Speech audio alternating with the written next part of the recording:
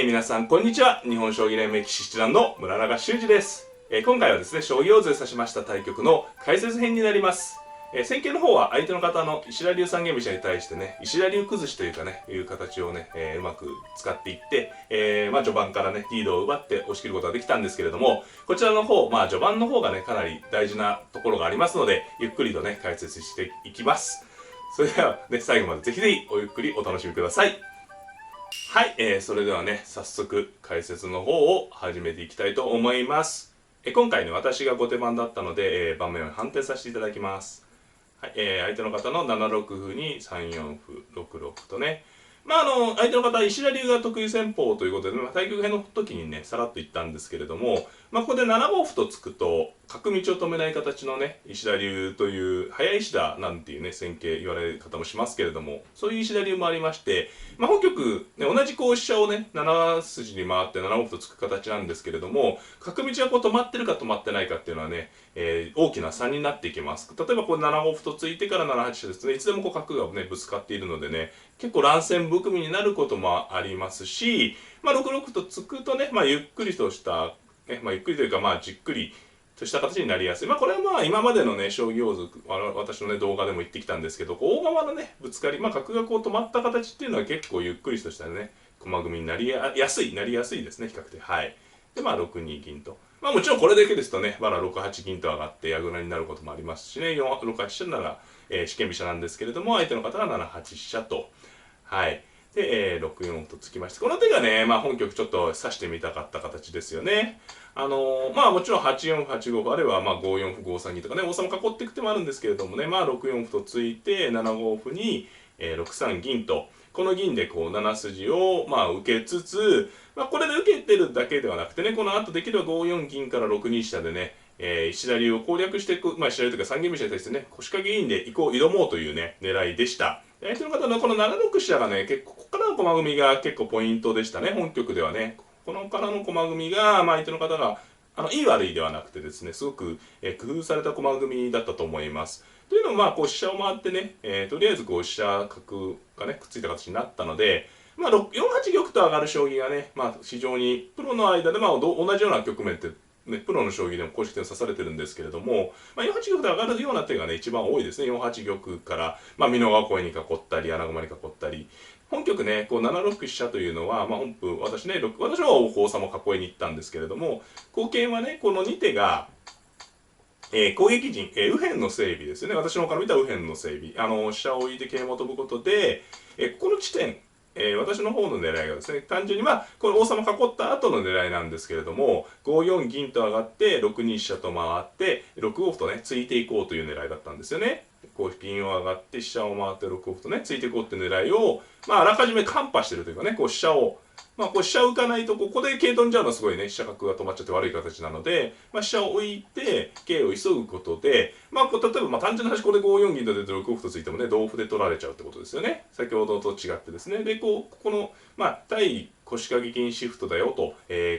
対局中にね、ちょっと、ご説明させていただいたのは、5四銀から6五歩を、7六飛車から7七桂で受けてるということですよね。はい。で、私のは王様を囲ってったんですけれども、ここでもね、4八玉ではなくて、6八銀と上がって、私のね、4二銀。ここは穴熊、3三角からね、穴熊にする手も私はあるとこなんですけれども、4二銀に6七銀ね。どうですかね、ここのね、数手がポイントだと言ったのは、かなりね、実は大きな変化なんですよね。この少し前の、ここでですね、ここで、4八玉だったら、一局、多いんで、一局4八玉って上がる手が多いんだよと言ったんですけれども、ここで4八玉、例えば4二玉で王様囲い合ったとするのと、このね、数手なんですけど、こうなった形っていうのは、ここの地点をね、非常に強化してますよね、単純な話。王様バレー玉なんですけど、ここのね、6筋の、この私が銀を上がって飛車を回って攻めようとする場所ですよね。5四銀から6五歩、5四銀6二飛車6五歩とね、ここを攻めたかったんですけど、明らかにね、もう見た感じわかりますね。銀桂で強化してるわけですよね。で、もちろんね、この時にじゃあ私はどうするかで、強化されたけど、やっぱり、ね、右四間飛車がね、得意な方とかは、やっぱり右四間が好きな方はね、どうしてもやっぱ右四間で行きたくなると思うんで、これで5四銀と上がって、6二飛車って戦い方もあるんですけれども、まあかなりねこう備えられてるところなんですよね。こうまあマークされてるとこをこうね腰掛け銀で攻めていくっていうのはね、まあちょっとねまあ不安もありますよね、やっぱりね。まあ不安もありますし、まあ比較的まあね、これ対ね、人間でね、対人のとの戦いなので、相手の方これ、このもう右試験にね、かなり手慣れてるなっていう印象をね、もう私なんかこう見ると、なんとなくそう感じるんですよね。まあ右試験対右試験シフトって感じです。このね、攻められるとこを銀形で固めていてね。まあ、それで攻めていってもいいんですけれども、まあこうなったら別のね、咎め方。まあ咎め方というか別の戦い方をね、考えたいなっていうのが、まあ私としての考え、こちら側のしてと考え方ですね。はい。でまあここの6筋の地点が硬いので、まあ、5四銀から6二飛車ではなく、じゃあどこを攻めようかってなった時に、まあ、これね本局ねまたこう7二飛車とね、これまあシンプルにな狙いといえばここの7筋をこう相手の方がね石田流伸ばしてきたので数の攻めですよね。数の攻め単純にまあここすぐ7四歩とついてもね飛車対銀の状態では攻略できないので飛車を足すことでまあ本局にも見られるようにこの飛車と銀でこの飛車をね圧迫していこうということですね。まあもちろん当初の予定のね繰り返しになるんですけど、腰掛け右四間飛車とは全くね違う指し方なんですけれども、まあ逆に言うと右四間飛車をまあ腰掛け右四間飛車をちらつかせながらね、逆にねこう銀が相手が上がってきたんですけど、王様が居玉であるというね、その分居玉であるということを咎めに行くということです。例えばこの銀2手が王様2手と変わっていた場合は、まあ、右四間飛車を狙ってみたりする手もあるところですよね。まあ、相手の方の動きを見て指した指し方ですね。はい。で、相手の方が飛車寄りですね。この8六飛車は、まあ、これもぜひ振り飛車党の方はね、覚えておいて損のない手筋ですね。こう飛車を寄られてね、あ、ちょっとここが受かりにくいな、受けにくい、あ、今飛車と銀で狙われてるなって時に、まあ、数を足してね、受けれればいいんですけれども、ちょっと矛先をね、スッと変えるような手。これもテクニックですよね。こうやることで、まあ、のれんに腕押しっていうかね、この瞬間、飛車成の方がスピードが速いですから、7四歩とついていくってもね、8三飛車成で、ね、大失敗になっちゃいます。で、まあ、飛車を寄ってね、これで、一応出花をくじいたようなね、相手の方からすれば。ただし、本局においてはね、私の方が先手番、後手番なので、振り飛車先手番なのでね、これね、まあ、7六飛車と戻ると実は、この局面と同じなんですね。飛車寄って飛車寄って。これで7六飛車と寄れば、同一局面なんですけれども、まあ、千日手ですよね、それですとね。まあ、7二飛車というと千日手になってしまいますし、まあね、このまだ始まったばっかりで千日手やっぱ先手番としては不満ということもありますしね、作戦的にそれではちょっとつまらないということで、相手の方は9六歩とね。まあ、この9六歩はなんか、ちょっと、はい、ここで8歩かと思われる方いるかもしれませんが、これはまあ石田流ならではの手で、まあこの状態ね、飛車銀桂はすごくいい形なんですけれども、置いてかれてるのがこの角ですよね。この8八の角を、まあ、9六から9七角とね、使っていく形が、石田流の、狙いになります。ですので、まあ、飛車寄ってからつくとね、ちょっと見えづらいんですけれども、まあ、9七角とね、本局もあったんですけど、使っていこうという狙いです。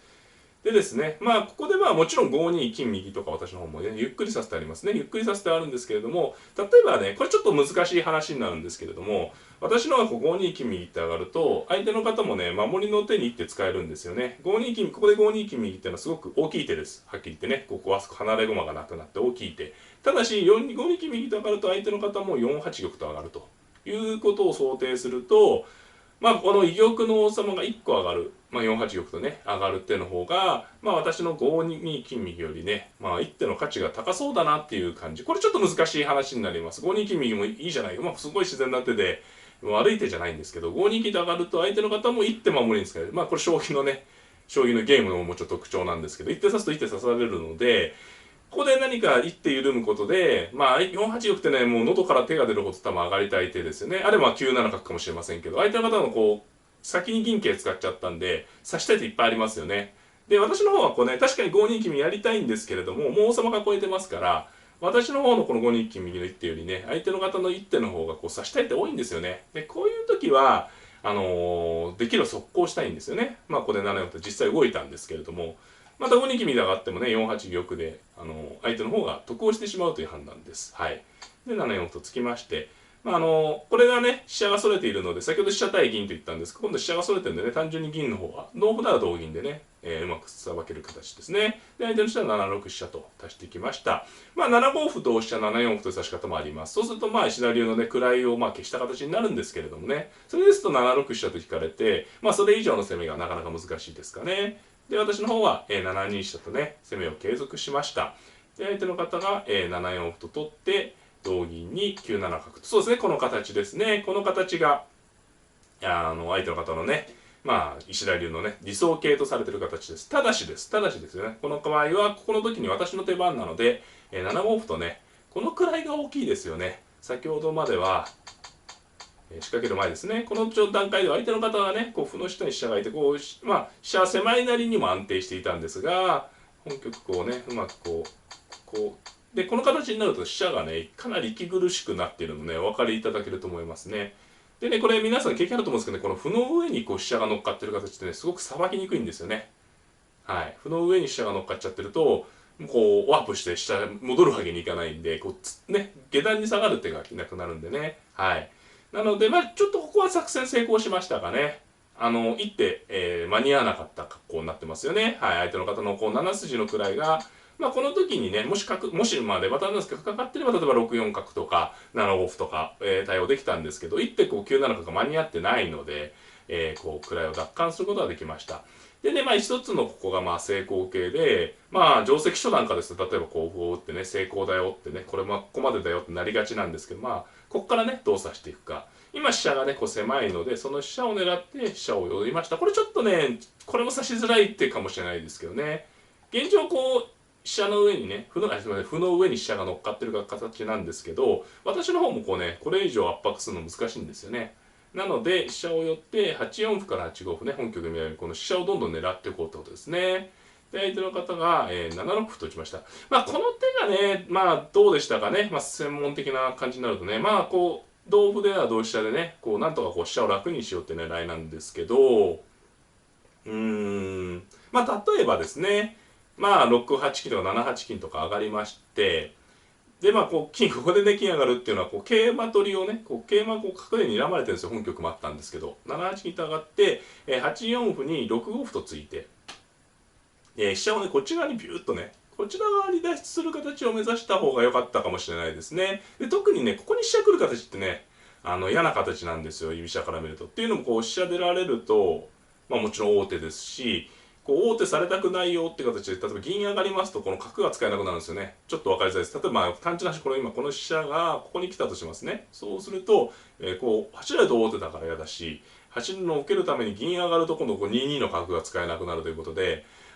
結構この3六に飛車来る形ってね、居飛車の泣きどころというか、嫌味をつく手になりやすいんですよね。ですので、すぐ6五歩とついちゃうと、こう、桂取られて大失敗ですよね。桂取られて大失敗。もうそれ目も当てられないので、一回6八金か7八金か上がりまして、ちょっとこの手は悔しい手ではあるんですが、振り飛車にとってね、金上がりたくないんですけどね、悔しい手なんですけれども、8四歩ならそこで6五歩とつきまして、で、8五歩に3六飛車というね、形を目指すとされた方が良かったと思います。結構それだと難しかったと思いますね。この本家はね、こう7六歩とね、スタバキに行ったんですけど、8四と使って、なかなかこう飛車のね、狭さが解消しきれないんですよね。これ7五歩ですと同銀で、手順で飛車が狭くなっちゃうんで、本局ね、こう9五歩とね、こちら側に逃げる形ですけど、飛車こっちに来るよりね、やっぱ脅威がないですよね。こちら側ですと、こっちはやっぱ王手ですからね、嫌なんですけど、はい。で、6五歩と。こうね、攻めていくと、こう飛車がかなり狭い格好ですよね。繰り返しなんですけど、この飛車がこの辺にいるとかなり嫌ですよね。3六とかにいるとね。この場合単純に王手銀とになっちゃいますけど、はい。で、7五歩とね、本譜取ったんですが、これはこちらはね、歩で取れば桂を取れますし、同桂でしたら、同銀同歩で、こう、香を取る手もありますよね。し、8五銀と出れば飛車も詰んでますね。今、ちょっと早くなったんですが、6五同桂なら、8五銀で飛車を取る手もありますし、同銀同歩で、香を取る手もあると。で、相手の方はこちら取ったんですが、自然に同銀。で、飛車を寄って、6六とね、はい。これ対局中も言ったんですけれども、相手の方がもし、美濃囲いの堅陣ですね、形ができていれば、こういう戦いっていうのはね、振り飛車側が望むところですよね、本来。なぜ振り飛車側が望むところかというと、美濃囲いはすごく硬いので、居飛車のね、こう船囲いより硬いから戦いになるんですけど、本局の場合はこう相手の方が居玉なのでね、逆になってますよね。私の方が王様が硬いので、強い戦いをね、居飛車側が希望してるような状況になっております。なのでこれ7五角と取っても6七歩成でね、さばき合いがね、居飛車優勢という感じですよね。実戦は銀をかわしたんですが、歩を成ってね、これ相当きつい手ですね。同銀ですと、本局見られたように桂馬を取られます。銀を取ったんですが、桂馬を取って、これで王手ですからね。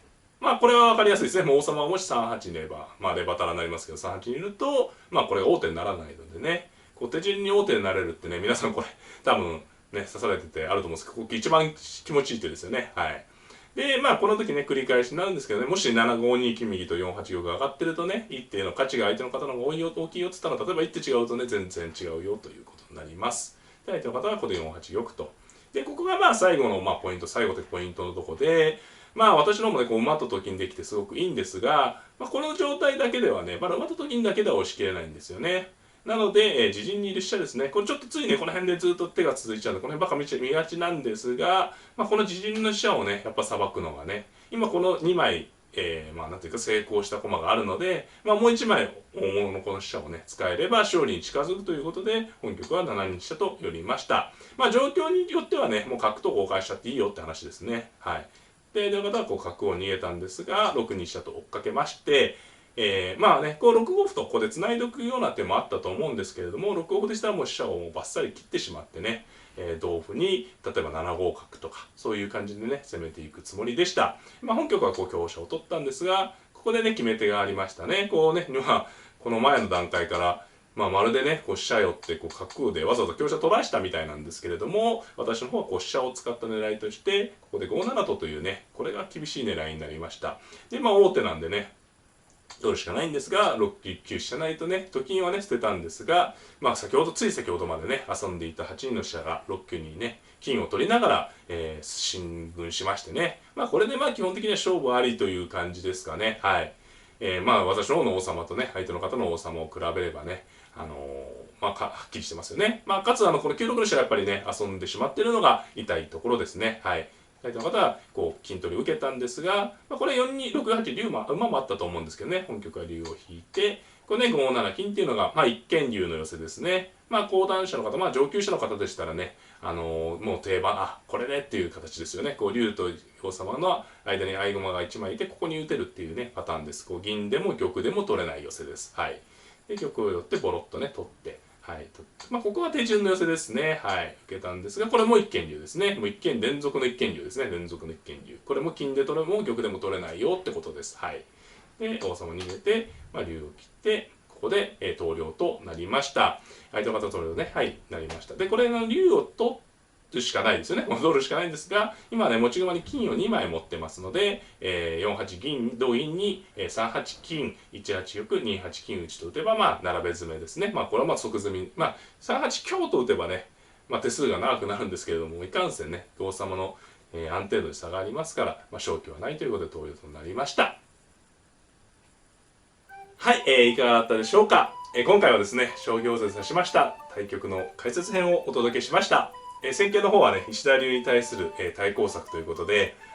石田流は非常にアマチュアのね、方、もうプロのでもね、非常に人気のあるね、戦型で有力な作戦です。ただですね、有力な作戦ですけれども、攻略法はいくつかありまして、本局のね、指し方なんかもね、名前はついてないんですけれども、非常にね、対石田流で特効薬と言ってもいいぐらいね、うまくね、攻略することができたので、こちらの方ね、ぜひぜひ参考にしていただければなと思っております。はい、この動画が良かったなという方はグッドボタンを、チャンネル登録の方もぜひぜひお待ちしております。それではまた、さようなら。